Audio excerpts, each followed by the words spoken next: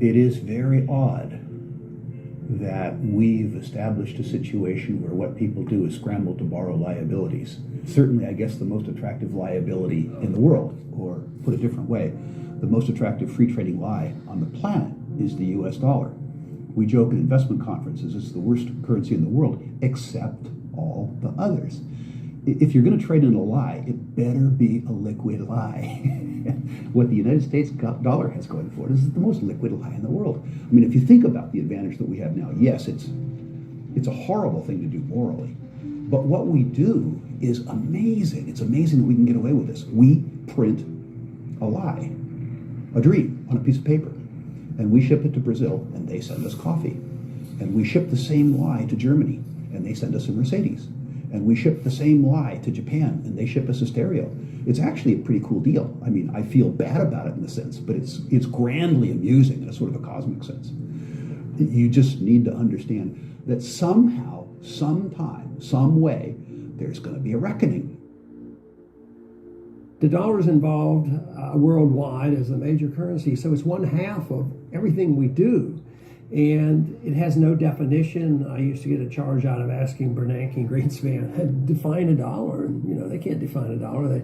In the old days, it was a weight of silver, a weight of gold, and that's what it was supposed to be according to the Constitution. Well, Dr. McCracken, not being an economist, can you explain to me briefly how in the world do you determine what a value of a dollar is in relation to a French franc, for instance? If you can't convert that dollar into gold, what standard do you have? What is it worth at all?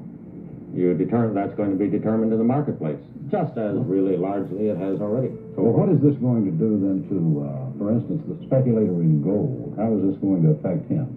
Is the price going to drop or rise?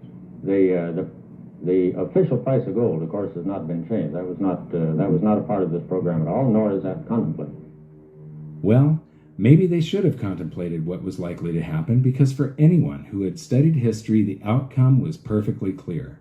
Rather than help the economy, Nixon's actions made things a lot worse, and the public started feeling the effects of inflation much more acutely. It was hard for savers to keep their heads above water unless they had saved in the ultimate stores of value, gold and silver.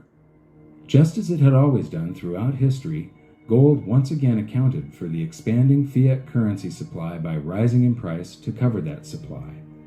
Gold had done this as recently as 1934, when the USA's debasement really started heating up and gold was revalued from $20.67 an ounce to $35 an ounce.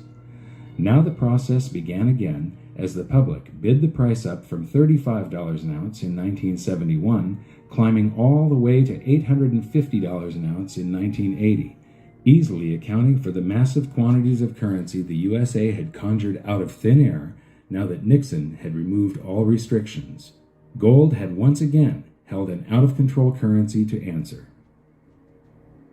Getting back to the Julius Paulus quote about the value of a currency being decided by the quantity rather than the content, one of the biggest economic hurdles that mankind repeatedly trips on is that we have never been able to control the quantity of currency. And this is one of the reasons why gold has always been the ultimate money. It can't be printed and it keeps us in check. Today, I think cryptocurrencies are a very exciting development and have tremendous possibilities. The bottom line is that governments have a long history of trying to cheat gold, either through debasement or manipulation of the markets. But here's the thing. In the end, gold always wins.